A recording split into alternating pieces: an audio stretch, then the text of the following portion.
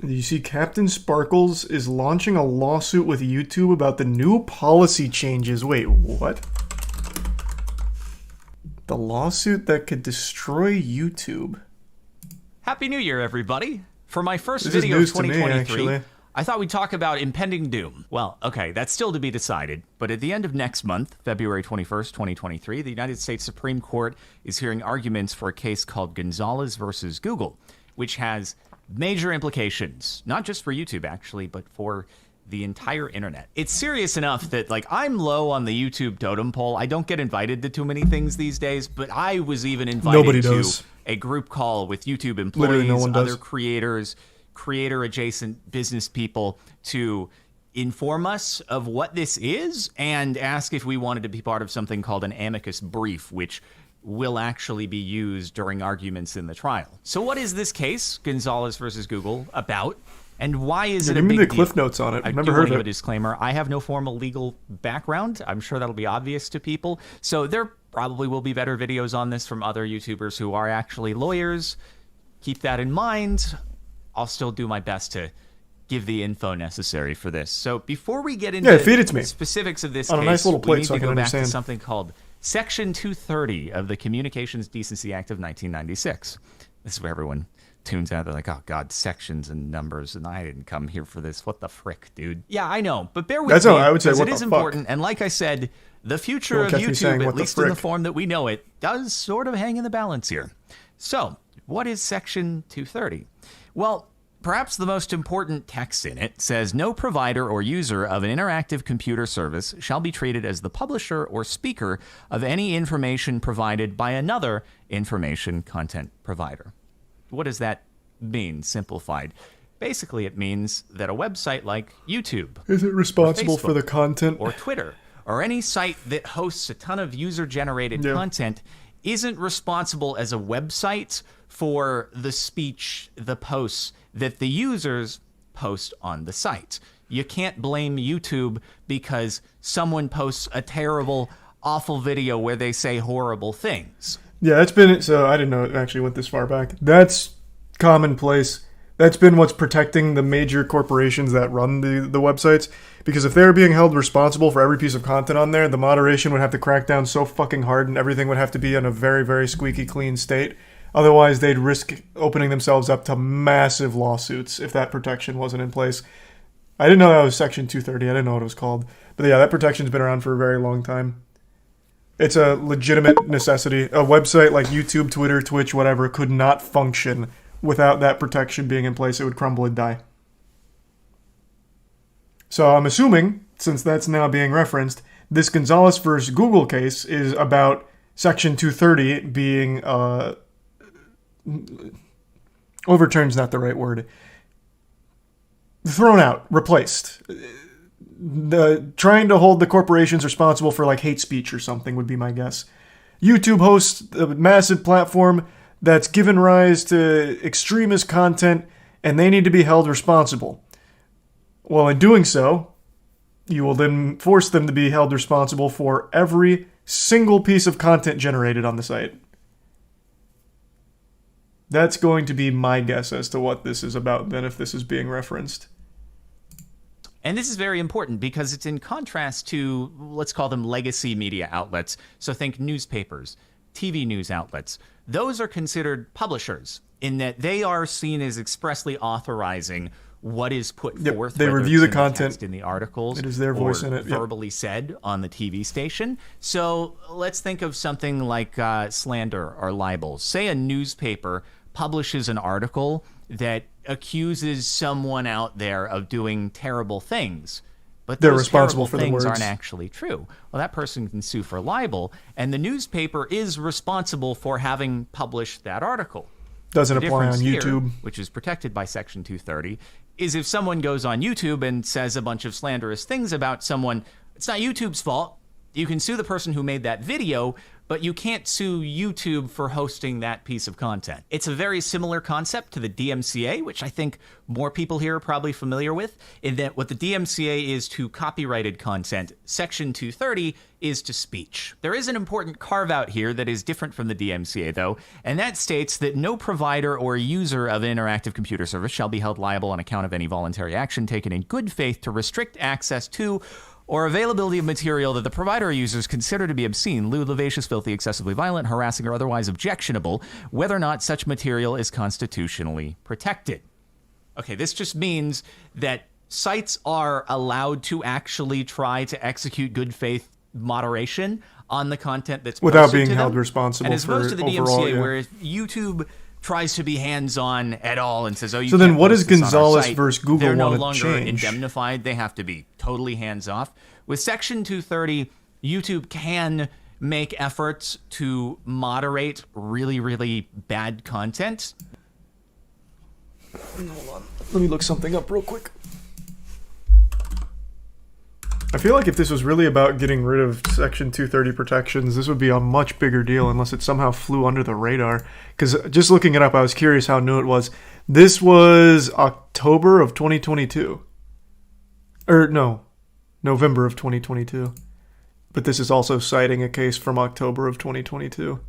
How the fuck would this have flown under the radar for so long? Have people talked about this and it just hasn't been picked up by the majority of people? One question before the Supreme Court with Gonzalez versus Google is whether under Section 230 a website or service develops content and therefore loses immunity when it uses an algorithm to recommend terrorist content based on users' viewing history. As the Artificial Intelligence Law and Policy Institute argued in an amicus brief before the Ninth Circuit, the court must determine if content recommendation algorithms are neutral facilitation tools or a means of developing user-tailored content. Wow. So this algorithm that they spent the last fucking 10 years fine-tuning to be the machine that it is today, maybe it's very undoing then if they're able to make that argument that now, since this algorithm is recommending content, they're no longer just immune. Because now, at this point, they're basically acting as like the publisher of it, like in the promotion of it, it seems. That seems to be the boiled down argument. The algorithm promoting terrorist content or the algorithm steering public discourse, like tailored content, is, I guess, being argued as them no longer just being like this hands-off God, what's the right word? Hub? They're now like a direct participant. Thus, they're now going to be held to the same standards of something like The Sun. Yeah, that's a pretty fucking good argument. Like, this isn't baloney. Because they're not wrong. The YouTube algorithm will keep you in a bubble if you want it to, or if you let it. So let's say you are someone that... this is a really morbid one. But there's a community on YouTube that likes to torture young monkeys. And if you watch one of those videos, YouTube recommends tons of people torturing monkeys. Like, it's a real fucked up thing, and the YouTube algorithm, in the way that it works, will continue to recommend that content. But under Section 230, they're not responsible for the content being there, but the algorithm promoting it is now being argued to be YouTube as kind of like almost being responsible for it because they're showing it to you. They're delivering this experience to you. So the same rules they're arguing shouldn't apply in a case like that. Yeah, so it's no longer just a neutral party since it's giving you the content. Like, it is feeding it to you. There's the Prime Kinky, and the recent Daffodil and Smed. And this would apply to all social media. Anything with algorithmic-driven content, it sounds like it would apply to. Here, let me fast forward to the Gonzalez case here, because I imagine CaptainSparkles gets deeper into it than my surface-level reading from this one article. Search results. If you're searching for something, you have to rank the content that shows up somehow. Is that also considered algorithm at that point? And I actually asked this in the call that I mentioned earlier. You don't just stumble on the monkey torture stuff. You don't. Just like you wouldn't stumble on most of the echo chambers you can get lost in. But the algorithm continuing to feed you that content is no longer the platform being neutral. It is actively giving you that. It is actively enabling you to get this content. Even if it's good, even if it's bad, doesn't matter. They are not neutral anymore. They're just providing you that content. They're like, oh, you like this? Here's more. And here's more of that. And here's more of this. Which they're now arguing is no longer just like this, hey, hands off, you find what you find, and it's not our fault. I was told that there is precedent for Google search results to be protected. But again, even though this case is called Gonzalez versus Google, it is about YouTube. And so I'm sure that the defense will reference that. But I don't know that it's established precedent when it comes to YouTube search specifically. And so it's a very hard question to answer. What actually is the algorithm? This only applies, obviously, if the Supreme Court is thinking about ruling against Google here. But I guess that's why you're probably still here, is to find out what could actually happen if the court rules against Google on all counts. So, God forbid, let's envision a worst-case scenario here. We may not actually see immediate massive changes to YouTube. Because remember, this ruling wouldn't be, oh, the algorithm is now illegal, you can't make content recommendations. It wouldn't just be the algorithm. By making these content recommendations to viewers, you may now be held liable for what they've uploaded. So now, thus, they'd have to crack down so fucking hard on every piece of content uploaded to YouTube, which they realistically can't do. They would have to play so safe on every upload, otherwise they risk being sued, otherwise they risk full legal action. Yeah, it's not just like, oh, okay, so the algorithm's going away, so it's going to go back to how YouTube used to be. Because now they're going to be responsible for every piece of content on the site. Somebody goes and uploads a horrible, vile video that's a clear violation of the terms of service they agreed to when they made a Google account to be able to upload in the first place.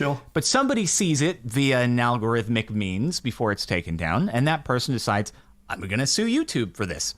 And even if it's a frivolous lawsuit because it was a violation of the terms of service to begin with, YouTube has to defend that lawsuit. And defending lawsuits is very expensive. And if they start getting hit with enough of those, then it's going to be too expensive to keep the site operating in the way that it is. And at that point, they may be forced to start scaling back in places in order to avoid being hit by all of these lawsuits over and over, to the extent that the site can actually operate without being in jeopardy from them. So over time, if YouTube is hit with a deluge of these incoming lawsuits, does that mean that the only functions remaining are the ability to manually browse to a specific channel?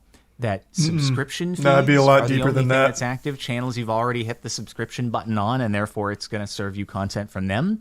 Does search still work in the same way? Will that be carved out? Will it be exempt? But when you really think about it at the end of the day, as much as, I've complained about the algorithm here and there, usually that comes from like a selfish perspective, like, man, I wish it were recommending my content more. But what does YouTube actually look like? What do all of these websites look like without any form of algorithmic content recommendation? No, he hasn't brought up the deeper point here, so maybe I'm misunderstanding from the article, but it seems like if they do rule against YouTube, it's not just like this algorithm needs to change, it's you are now responsible for this content. So it's not just a matter of, okay, no longer we're going to be really strict with our algorithm, we can't recommend anything bad. It's we can't have anything bad because if someone finds something bad, we can be sued for it. Whereas right now, that's just not the case because of the 230 protections. He just said that. You skipped that part. Oh, what? Weird. I thought this was him still just setting up what the case is, which I was looking for more like here's the ramifications. I can see what the case is. I've got it up, so I just didn't need the summary. I think its videos can't be recommended to you. No. From what I'm reading here, it seems like it's no longer going to be protected by the Section 230 rulings. Not just like it can't recommend to you anymore. This is still just the same article, though. So perhaps I'm off the mark. Maybe it's not as doom and gloom in the Prime Fancy. But here, I'll go back to before I went to the epilogue for of the things that get heard outcome. by the Supreme Court. Usually they are constitutional issues, and this is, in a way, a free speech issue. So will the court consider that a website, that YouTube recommending a piece of content to a viewer is an endorsement, is like a newspaper giving the okay to publish an article? Or will they see that almost all social media websites at this point, if not all of them, operate off of an algorithmic recommendation system? Yep. And to not give some sort of carve out there would more or less break the operations of all these websites. The scope of this is not even known, though. Like, where do you draw the line between what is considered algorithm and what is not? You might make the argument that videos recommended from channels you're not subscribed to on your homepage, maybe that's algorithm. Suggested videos to the side and bottom of the video you're watching, okay, maybe that's algorithm. But what about search results? If you're searching for something, you have to rank the content that shows up somehow. Is that also considered algorithm at that point? And I actually asked this in the call that I mentioned earlier, and I was told that there is precedent for Google search results to be protected. But again, even though this case is called Gonzalez versus Google, it is about YouTube. And so I'm sure that the defense will reference that, but I don't know that it's established precedent when it comes to YouTube search specifically. And so So I see people in the chat once again saying, and this is him giving the recap of what's going on and like the scope of it. But again, it's not just the algorithm, at least not based on what I'm reading here. One question before the Supreme Court with Gonzalez versus Google is whether under Section 230 a website or service develops content and therefore loses immunity.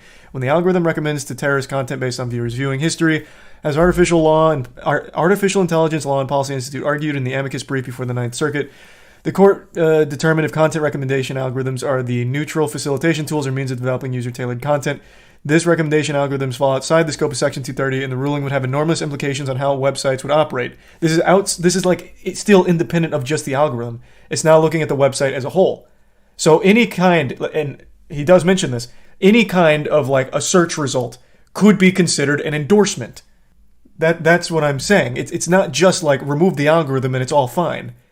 This seems to be arguing that at this point, at this stage, YouTube could be considered like endorsing the content. Is the argument. And if that's the case, it could no longer just house anything without it being strictly monitored before being published, I imagine. Anything served to you, which is a gray area, not anything they host. Right, and how do you define what's served to you? Which is what he's just now talking about as well. It's a very hard thing to determine what is considered served to you. Thanks to Prime Zook. Yeah, of course, Snert. Who gets to determine this? Don't know. But here's some of the closing arguments here, I suppose. At least, well, not closing arguments. Some of the arguments. I'll read a few. Plaintiffs of the case argue that the defendant violated the Anti-Terrorism Act by communicating ISIS messages, radicalizing recruits, and furthering their mission.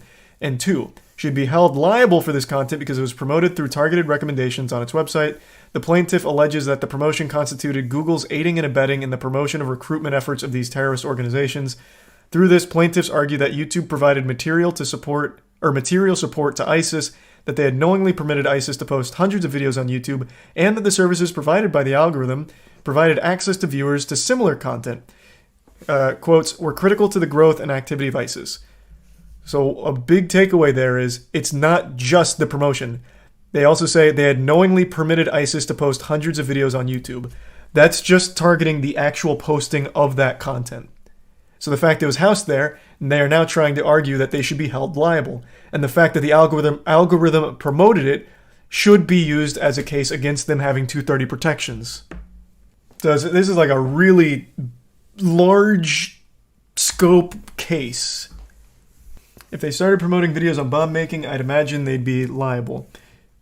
And you wouldn't be wrong. That's the argument they're making here, but with ISIS instead of bomb making. And in doing so, it targets the entire thing. Like, if they're being held liable for this, they will also be held liable for whatever else. How to get away with murder. Here's weird people torturing animals over here. This and that. They'd be held liable in every single other avenue as well. But then that also extends to anything. They would now be held liable for every piece of content. Meaning, if you wanted to post your Minecraft Let's Play, and let's say you use some hate speech in the middle of it, they'd be held liable for that. Like, oh, okay, so you're enabling people to say some slurs. It'd be very dangerous for them to allow content that they couldn't strictly moderate and approve beforehand. Just like a paper, making sure they don't publish something like that. 230 would still apply, though, so YouTube would have to have like a message board without algorithms. But that's where it's so gray, though, because, well, I guess a message board would be a little different. Because then you could say it's user-generated, thus we have no say in it. The users are posting it and blowing it up, not us. But just even enabling a search function, you could then argue, like, the top search results, that's YouTube endorsing these things, and there could be bad things there. Thus, that'd still be a risk. Thanks to the Prime, dying, and Darth Lightyear, and Borderline. Not if by likes. Well, that'd be a totally different system. Yeah, they'd have to come up with something else that's entirely user-focused somehow. Top search result is user-generated. No, it's generated based off of what you usually watch. It's catered to you, your channel. Like what you're usually watching. It's both. I don't know about both. I've never had that be the case. Top vids is always based on like your watch history and what the algorithm thinks that you're most likely to click on based on your search. That's why two people are going to get two different search results if you type in the same thing.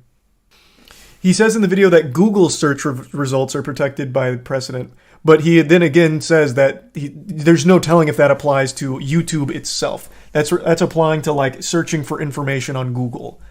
So unclear if that would apply to YouTube with that precedent.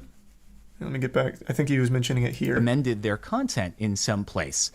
Search results, sure, but if I look in my YouTube analytics, over the course of my YouTube history, the majority of people who are here watching this, you discovered my content algorithmically. And without that, it's just going to crush potential for future growth for channels. That is true, but I think it's much bigger than that. Obviously invested their livelihoods in building up the channel. You have people who recently got to the point where they can do it full time. Well, that's not viable anymore. They can't grow. There's no more algorithm to push their content and expose them to new viewers. I might be okay because I've been at it for so many years, and I've been able to build up an existing audience that may still be able to find my videos through subscriptions, but it would still hurt dramatically. Still, at least half the people who watch every video of mine are not subscribed.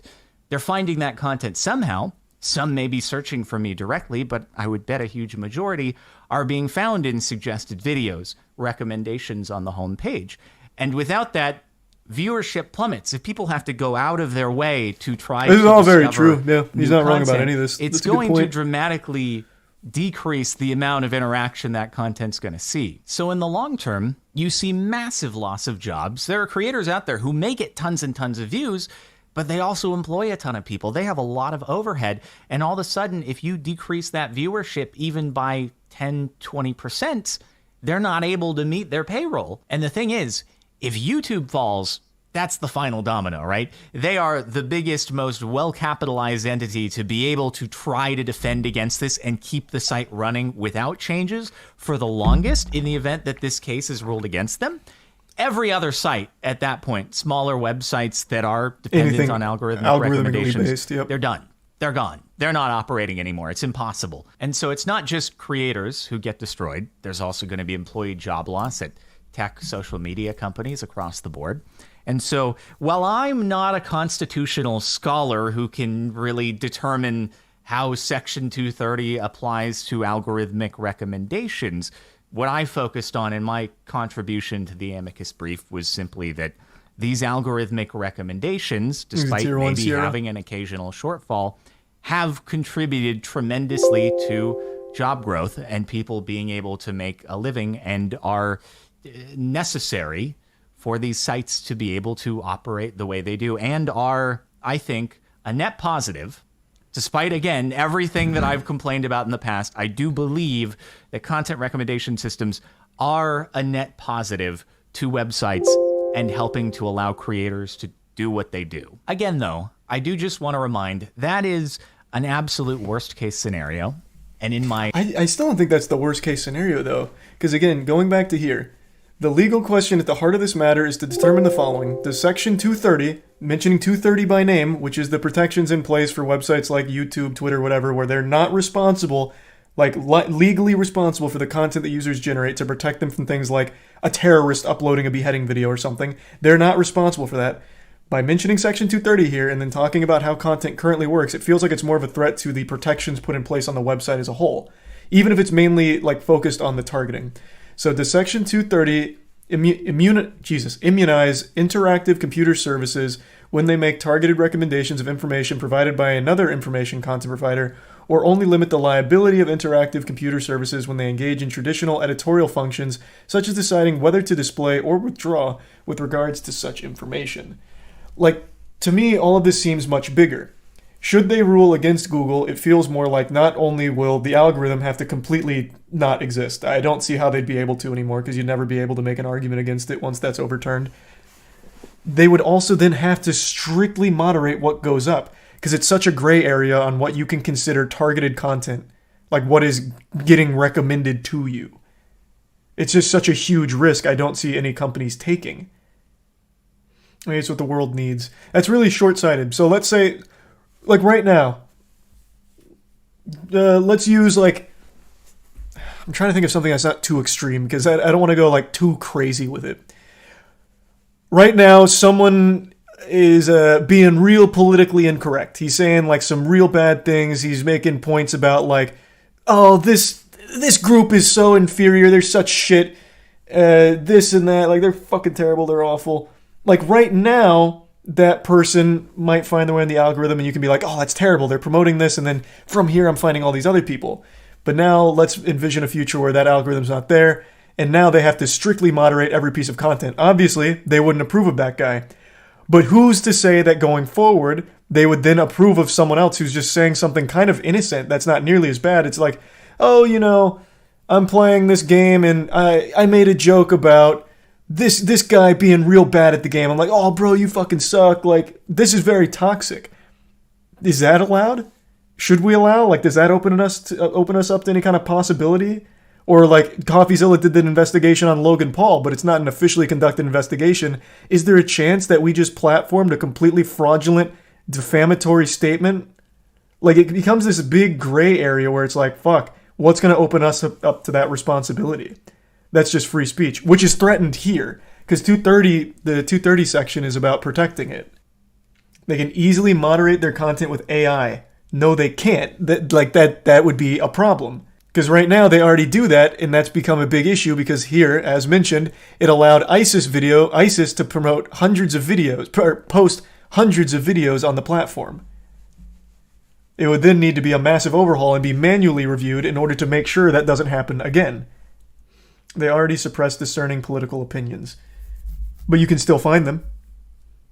Like, imagine if you right now search for a discerning political opinion, you can find it and a ton of creators and keep yourself in that bubble. You can do that for anything.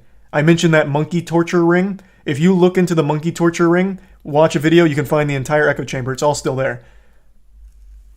Which is obviously like a bad thing. You don't want that to be promoted, but that's the reality of it at the moment.